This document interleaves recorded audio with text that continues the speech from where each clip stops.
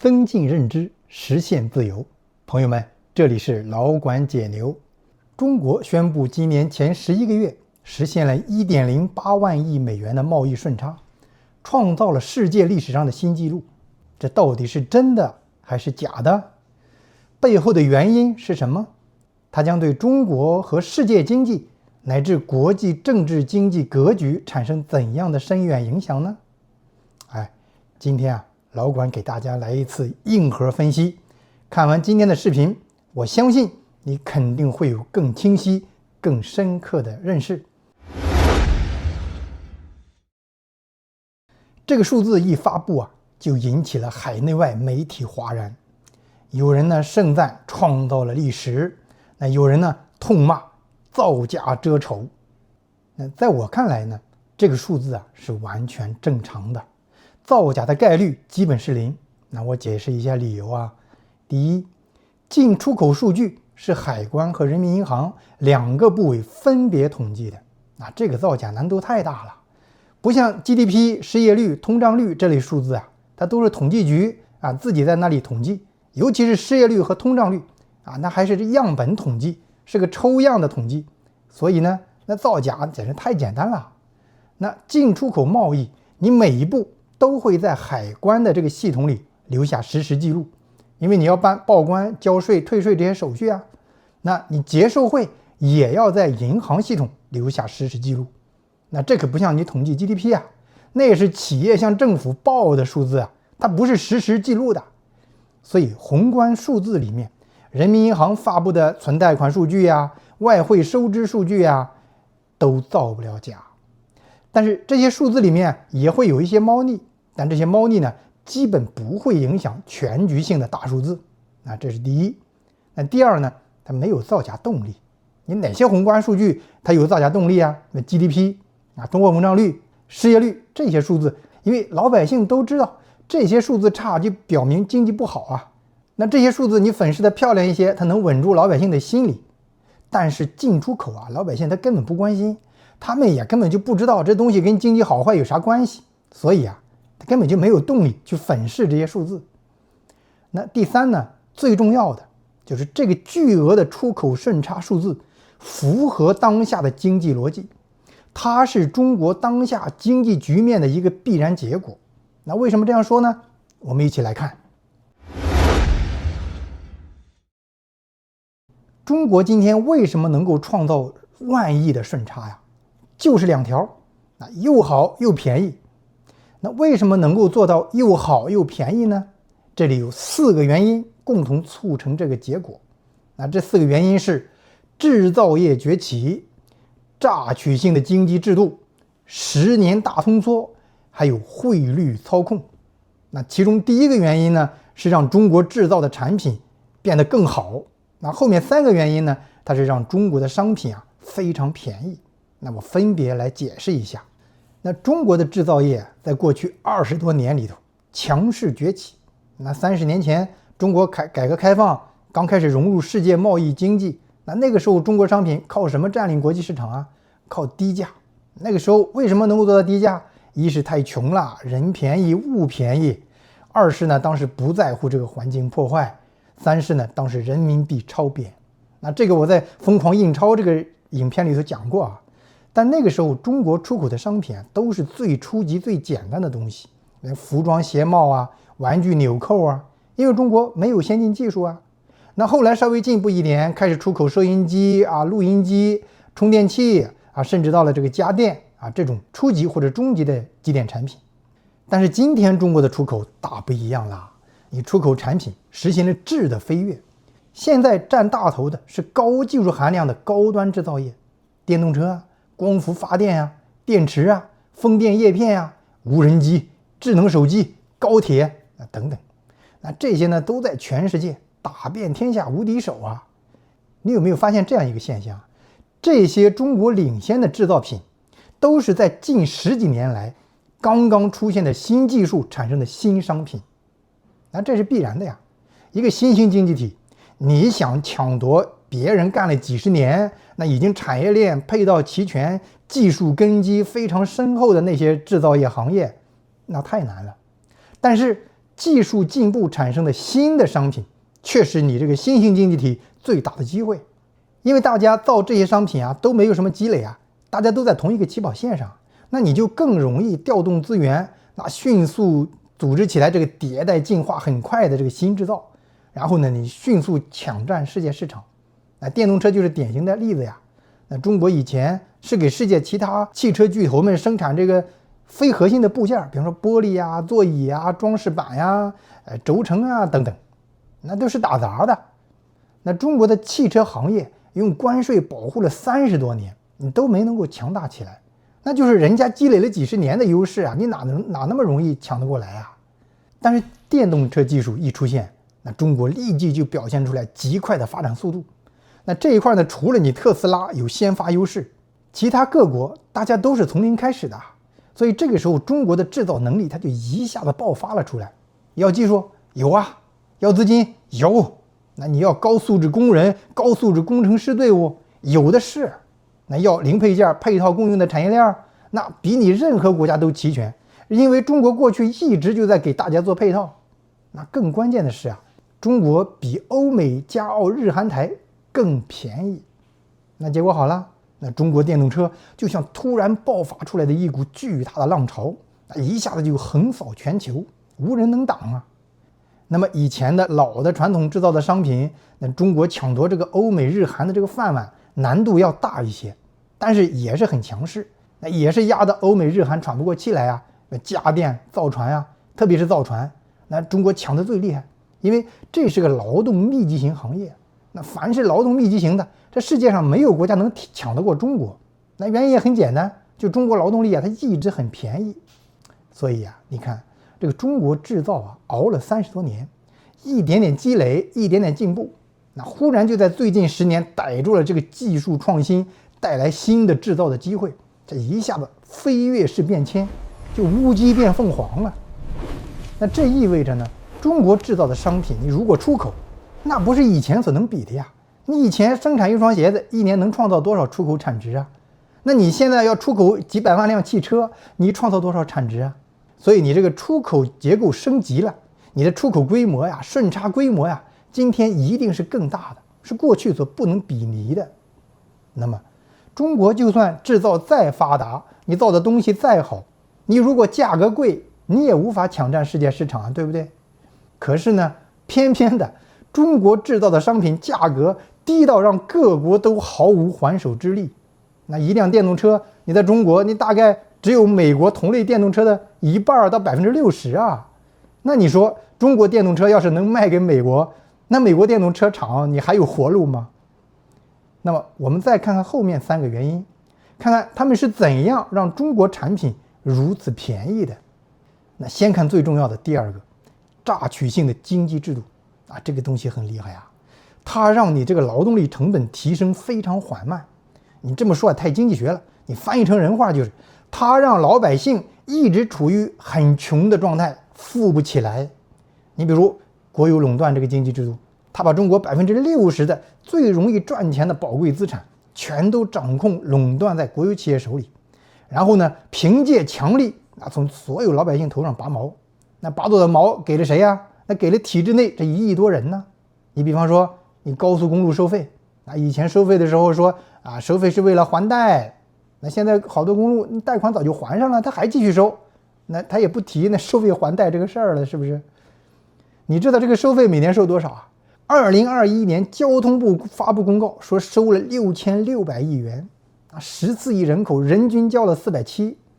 那世界各国公共道路建设的支出，那都是从纳税人缴的税里出的啊，它是不收费的。那当然呢，2022年以后呢，这个数字那交通部也不再公布了，怕影响民众幸福感。那你再比如中石油中石化，那中国的油价多少年比美国还贵呀？土地那政府把它掌控在自己手里，卖地收入全都装进政府手里来了。那这些垄断行业的昂贵收费，本质上是一种强制性的财富转移，可以看作是一种特别的征税。那这些税去了哪里了？在政府手里。那政府怎么花呀？去建大项目或者养人。比如建设一条地下管廊啊，你造价高达7、8千万一公里，甚至有的超过1亿一公里，但是实际成本呢，据说只有3、4千万一公里。那中间的巨大的那些钱去哪里了？那去了少数特权阶层那里了。那再有呢，就是拿去养这个体制内的人啊。你看体制内的人看病不花钱吧，养老还有工资啊。那体制外的人，你看病报销，你是不是比例很低呀？那养老退休金又接近于零。所以啊，搞出口的那些行业的人们，辛辛苦苦拼命工作，你好不容易赚了一些钱，又会被各种榨取性的经济制度一点点的给你慢慢收走。那这套经济制度啊，它就一直在搞这个收入再分配。那只是在那些文明发达国家，人家是从富人那里啊转移支付钱给这个补贴穷人。那在中国这儿是反过来啊，从体制外的穷人那里来拔毛，那供养体制内的这些比较富裕的群体。那这造成的后果就是中国的劳动阶层收入提升很缓慢。那用经济学术语来说，就是劳动力成本它提升很缓慢呀。那么你在国际市场上，中国这个廉价劳动力的这个所谓的竞争优势啊，它就长期存在。那有多长期啊？很长很长，只要这个制度不改变，它就会一直保持这个优势。那第二个原因呢，也特别重要，那就是中国从2022年开始陷入了长期大通缩，这是当下以及今后10年影响中国经济的最重要的一个问题。中国青壮年人口每年减少1000万啊，一直要持续到2030年。那以后下降幅度有所减轻，但是2040年以后又会陷入急剧下降的这个状态。那这直接把中国经济就送入了深不见底的大通缩、大衰退之中。那大部分行业啊都会面临着钝刀子割肉式的这种消费需求下滑，每年减少一点啊，每年减少一点。那各行各业都会出现企业收入、利润下滑，人均收入下降，失业增加，而且是每年来一点，每年来一点，绵绵无绝期。那么老百姓就会由过去30、40年这个收入啊逐年上升，那进入到一个收入很难增长，甚至逐年下降的这样一个长期大泥潭。那关于这一点啊，我在中国大通缩这个系列视频里我都有详细解读，那这里不赘述了。那么这个大通缩对出口产生什么影响？你当然是大大刺激出口啦。为什么？很简单呀，你价格便宜了呀。而同时呢，别的国家，比如美国，它还在通胀呢，物价还在上涨啊。那么相比之下，你是不是中国的商品在价格上就更有竞争力了？这显而易见呀。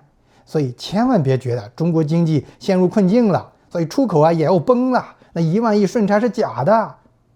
那这是错的。我们得用理性、用经济逻辑来分析问题。你这个时候出口一定会显著增加的。你要注意啊，中国这个通缩是要持续10来年的，所以中国未来的出口竞争力可能会长期保持优势。那最后一个重要问题就是人民币再次出现了超贬。那我在这2个影片里，都深入分析了人民币面临的这个升值压力，尤其是后面这个影片啊，那深入分析了央行干预的后果。那中国一方面出现持续大通缩呀，那物价持续下降，那结果就是人民币有很强的升值压力，因为你出口更多了嘛，那人们就换回来更多的美元、欧元啊，它就会反过来去换成人民币，那你大量外币追逐人民币，你当然人民币要升值啊。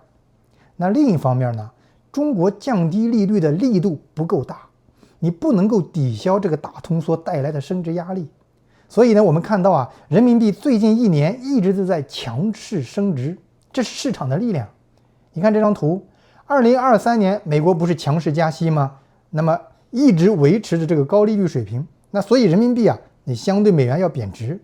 你看这个图形是往下走，但是到了2024年以后呢，人民币就贬不动了，那不往下走了，因为美元这个加息已经停住了呀。那到了2025年以后呢，那由于美元降息预期也增加，那同时呢又叠加中国的这个通缩外溢，那人民币就一直维持升势。那这里我们再看一个指标啊，给大家也学习一个新的经济学概念，就叫有效汇率。有效汇率就是用名义汇率剔除掉通货膨胀率之后的那个实际有效的汇率。你比如说，你现在人民币对美元是1:7.1，对不对？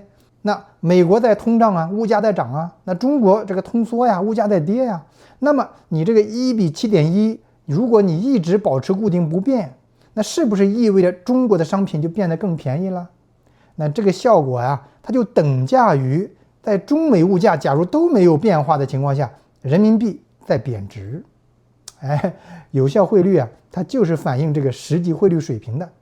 你看这张图，这个人民币相对于24国的这个一篮子货币的有效汇率，已经出现相当长时间的显著的超贬了。这就是说，你人民币应该赶紧升值，否则你就会出现商品大规模套利，也就是出口大规模增长。你要想保持平衡，你就得升值。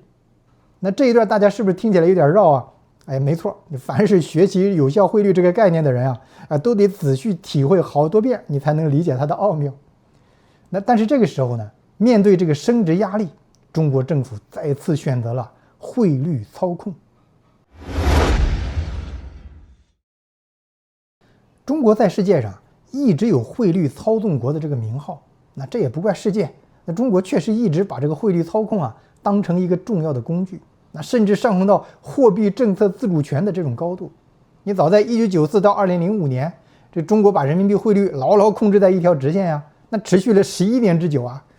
这期间也是汇率超贬，世界各国都向中国抗议，说中国操控汇率，那你应该升值，那造成不公平竞争。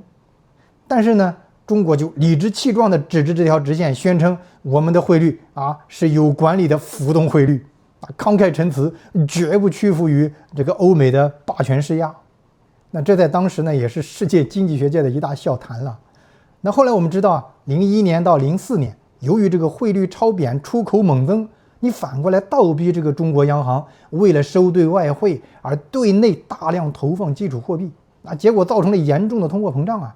那最后中国也不得不主动放弃超贬的这个固定汇率，转而实行人民币升值了。那人民币不就从1比8.27一路升到1比6左右吗？那升幅是很大的。那这是中国政府自主的向市场的屈服，那实际也是中国政府的进步啊。那这一次呢，中国政府再次强力实行汇率干预，防止汇率升值。那就在前2天，人民币汇率一直升值啊，那结果忽然就被砸下来了。圈内它都在流传中国强力干预汇市，那中国政府当然是从来不会承认了。那这里我们再稍微深入一下，让你也能理解这个中国政府它是怎样操控这个汇率。那中国每年不是大量出口换来几千亿美元外汇吗？那这些外汇大部分都由出口企业卖给商业银行，换成人民币。那么商业银行呢，再把这些外汇卖给人民银行也就是中央银行。那中央银行呢，又开动印钞机，印出来相应的人民币把这些美元买下来。那这些美元呢，就变成外汇储备。在以前呢，每当中央银行要干预这个人民币汇率的时候，那你这些外汇储备它就会出现相应的变化。比方说，你想让人民币贬值不要升值，那你就得在市场上卖人民币买美元啊，你把人民币的价格给它砸下去吗？那相应的，你手里的美元也就是外汇储备，它不就多了吗？那反过来说，如果你想让人民币升值，那你就在市场上使劲卖美元买人民币呀，那你对应的这个外汇储备它不就会大量减少吗？所以说呢，那个时候中国只要操纵汇率，那全世界的人都立刻能从你的外汇储备变化上看出来。那这个时候你说不，我没有操纵汇率，你怎么说你都辩不白呀，因为你是外汇的唯一买家，你怎么让别人信服啊？那2015年呢，中国搞了一次汇率改革。这次汇率改革非常重要的内容就是宣称要让人民币汇率更加市场化，说以前管得太死了。那这都是官方说的话呀，这等于承认以前自己操纵汇率了。那从这1年以后我们就看到中国央行的外汇储备开始不怎么大幅增长了，10多年保持稳定。那你每年赚来的几千亿的外汇去哪里了？那第一呢，就是出口企业相当一部分外汇它拿在自己手里，不卖给中央银行了这是因为呢不再强制结售汇了，那这叫藏汇于民。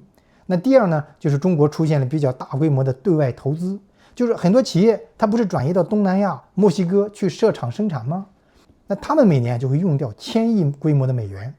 那第三呢，就是中国央行与商业银行开展了数量不明的大量的外汇掉期交易。什么意思呢？就是中央银行跟商业银行签一个远期的外汇协议一般就叫调期或者互换，英文就叫 swap。那约定现在我把这个美元卖给你商业银行然后同时约定呢，未来几个月或者1年我要把它买回来。那这样的话，当下这个美元就交给了商业银行，而中央银行的外汇储备，那对应的这些美元它就不见了呀。那1年以后你不是也得买回来吗？那也不用，那你再做个调期续做就行了。所以呢，大量的外汇它就会一直趴在这个商业银行的账上，那中央银行的外汇储备它就保持稳定了，就不动了。那这样一来呢，你国外你从这个外汇储备的变化上，你是看不出来中国是否在操纵汇率的，那么你再指责就挺困难了。但是呢，实际上大家都不傻，大家也都知道，你那工农中建交，你那些银行那都是国有的，那行长书记都是中组部管的副部级干部，对不对？你随便一个电话他们都会照办。那以前是中央银行亲自出手干预，那现在你把这些外汇分头放到这些商业银行手里，那通过他们来干预汇率，这个做法无非是把这个明面上的变成了幕后的隐性干预你这小聪明你骗不了人那欧美的那些优秀的经济学者那早就看穿这个把戏了，比如世界上顶级的国际金融专家 Brad Setser， 那好几年他就指出来，那中国的外汇储备有2套一套是明面上做出来给大家看的，另一套藏在背后他取了个名字叫影子储备，随时可以用来操控汇率。 Setser 可是白宫重要的幕僚影响很大。他说你们这么幕后搞不透明，影响很糟糕你破坏市场预期，你破坏市场的调节机制。但是呢，中国你不为所动，你要是批评多了，中国就会反击说我们不会屈服于你们的美元霸权，这就没法继续谈了。那么这个汇率操控会带来什么后果我们从对内和对外2个角度来看。对内什么影响？前面说了20多年前中国刻意维持人民币超贬，那当时出口太多，也引发了中美、中欧之间的贸易摩擦。但是呢，后来这种摩擦慢慢降低了，为什么呢？因为中国这边大量出口造成大量货币投放，结果呢，你就发生通胀，倒逼中央银行最后不得不放弃这个汇率超贬，主动升值了吗？那另外一方面呢，就是民众他变富了，那也就是劳动力成本在上升，那让中国制造的商品吸引力在下降。这2个力量合到一起，让中国出口就降温了。所以欧美富裕国家，也就是主要的这些进口国，它的愤愤不平也就开始消退了。那我们不是也看到2010年以后，中国制造开始向这个东南亚国家转移了吗？那就是要去寻找更低的劳动力成本。那中国出现了用工荒。那客观上呢，中国的对外投资又带动东南亚这些地方的经济发展慢慢变富。那这就是世界自由贸易的魅力它能够通过这个自由贸易的这个套利机制，让这个富国带动穷国富起来。然后你穷国富起来以后呢，你变成富国，你又会去逐步变为新的进口国，你去带动其他穷国。那么今天呢，中国如果继续刻意维持这个人民币汇率超贬，会不会重演20年前的历史呢？答案是不会。为什么呢？今天跟20年前不同了。一个重大区别就是中国自2022年开始陷入了由于人口老龄化造成的10年大通缩那么今天这个局面下，就算你主动大规模印钞，你发行货币，通胀都很难起来。那么你每年出口顺差1万亿美元，你扣掉对外直接投资，还有居民企业自己持有的外汇，那假如拍脑袋说其中有5000亿要兑换成人民币投放到中国经济体，那将会增发3万亿左右的基础货币，那就相对于中国335万亿的这个货币总供应量来说，那是接近10%的增加你表面上看增发货币挺多的，对吧？但是这些钱它相当一部分会趴在银行里，因为老百姓不敢消费企业不敢扩张投资这叫流动性陷阱它不会让 M2 产生倍数扩张的那种乘数效应，它对经济的刺激作用会大大下降。所以你看到虽然这个顺差很大，但是中国的货币供应量并没有相应的快速增长，原因就在这里。那今天呢，中国可能出现这样的局面，出口大增，货币投放加大，但是不通胀甚至持续通缩。那结果呢，一方面中国商品在国际上会继续有很强的价格优势，那另一方面呢，中国也没有内在动力去升值你反而为了促进国内经济，它还可能会刻意维持汇率超贬，来促进出口，用外需来拉动经济增长。那结果是什么呢？结果当然就是中国将不可逆的、持续的、大规模的向世界输出通缩。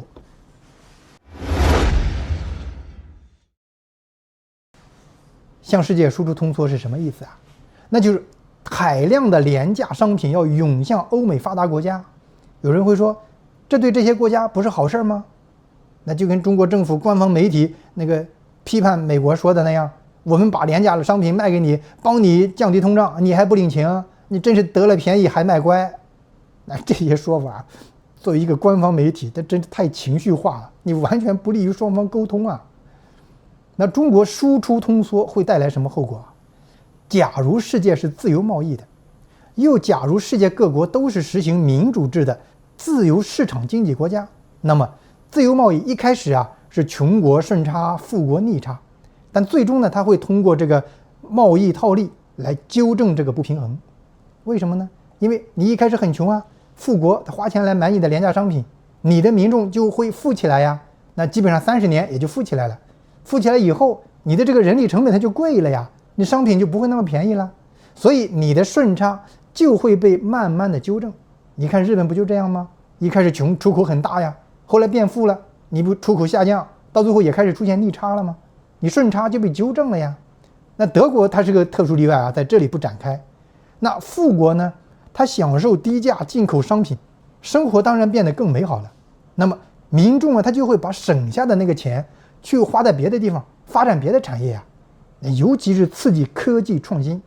为什么呢？很简单啊，人富裕了，他自然就有时间有条件啊，去发展自己的各种爱好啊，各种突发奇想。你不用为生计操心了嘛？那几亿人都这样做，你经过个10年20年，你这个科技创新就会了不得呀。那各种创新创意它就会爆发出来。所以美国在过去30-40年的这个贸易全球化里，最大的收益就是大大刺激了本国的高科技创新。你可能会说，那富国的工业不是被空心化了吗？没错，那你从事这些具体行业的工人老板他就要遭殃啊，那他们就必须得转型。但是随着那个穷国变成富国啊，他也开始劳动力上升的时候，那这个空心化的效应呢就会减弱，就会慢慢的停止。而且呢，你由于民众消费更廉价的商品，你剩下的钱去发展新的行业了，所以理论上经过一段时间的这个再平衡和结构调整，那这些被空心化的行业的人，他会被行业所吸收，原来面临空心化的这些行业，它也会慢慢的再恢复。所以理想状态下，这个世界自由贸易啊，最终会促进各国人民的福利提升。然而啊，我们不是生活在一个理想世界里，我们生活在一个有点残酷的现实世界里啊。那第一呢，中国由于前面说的那些原因，特别是榨取性的经济制度，还有长期的人口危机，居民收入无法因为出口而大幅提升，那所以中国它就会像一头巨大的通缩怪兽，那持续很多年，源源不断的向世界输出廉价商品，那世界经济社会就无法自动平衡。那欧美这些发达国家，它的工业就会持续的出现这个空心化，不会停止，那这要持续很多年。那对于富国那些面临工业空心化的那些就业人群来说，他会非常痛苦啊，这个来得太猛烈，持续的时间太长了，转型让人很痛苦。你比方说美国铁锈地带那些工人，干了一辈子汽车工厂的工作，你今天说这些企业全都黄了，你们赶紧到东部西部沿海去做服务业，那每个人他都有路径依赖，他会激烈的反抗，他不愿意学习新技能，他也不愿意离开家乡，他不愿意改变自己的生活状态啊。那这时候呢，如果波及的人数太多，愤怒和排外就会形成很强大的一股社会力量，他们就会把这个痛苦归罪于那些出口强势的国家，那甚至呢会扩展到排斥一切外来人。那这些发展我们这些年也都亲眼看到了吧？关税大战、进出口限制、驱逐移民，欧美纷纷痛斥中国向世界倾泻过剩产能，这不都是刚才说的这些问题的表现吗？那第二呢，那并不是每个国家都是民主自由的国家，那这就意味着相互之间无法建立起来终极的军事信任。那怎么叫终极军事信任啊？你比方说欧美加澳日韩台，那这些国家之间它建立了彻底的互信啊，那军事力量相互协作，尖端的军工技术都是联合开发的。可是对于你不是这样价值观、不是这样制度的国家，你不会有这个信任啊。那你这些富裕国家，看着自己重要的工业逐步衰退啊，看着对方的工业逐步强大，那自己的造船厂破破烂烂啊，一年造不出来几条船。那你再看看对方的造船厂，天天就跟下饺子一样造军舰。你说要是万一双方发生战争的话，结果会怎样啊？你想想都吓死了呀！所以啊，可以想象，未来欧美等国家跟中国之间的这个贸易摩擦一定会愈演愈烈。那他们一定会对中国维持汇率超贬的做法提出强烈的抗议，要求中国升值。那如果中国态度强硬，坚决不升值，那么欧美啊恐怕就会必然的要打起贸易战。那关税战我们都看到了，那还是在彼此商量啊价格问题，但是贸易配额就更厉害了。比方说欧洲哪一天会不会直接宣布中国电动车不准到我欧洲市场来销售，那你肯定也会采取反击啊。那这样一来啊，这个世界就会进入一种非常不稳定的新的高强势经济秩序。实际我们现在已经处在这个状态了，这对两边的民众都是坏事儿啊。